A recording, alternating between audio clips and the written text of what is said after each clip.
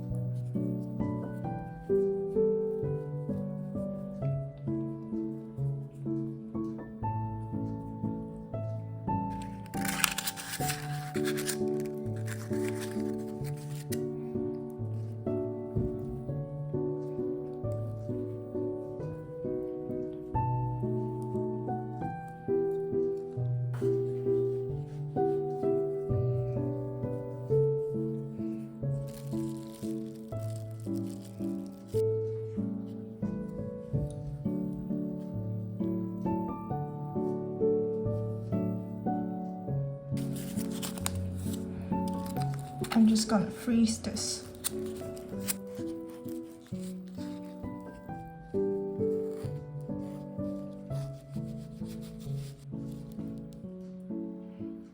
this is so messy. And then I think because I'm using the normal glutinous rice flour, it's very sticky and really hard to manage. Anyway,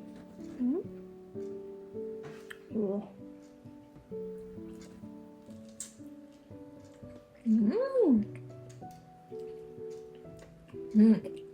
The skin's still very soft. I think it's a skill issue on how to wrap them easily. Now the cream one should be very good. It's all melted. I should have freeze it for a little longer.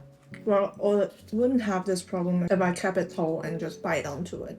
I'm just gonna pick up the whole thing.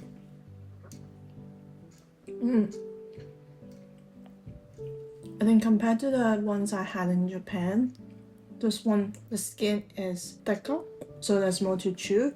And then the Japan one is way softer. The skin is very thin. But then I think they have machine to make the sheets, so it's more even and thinner. But this one, I probably need some more practice to do this by hand.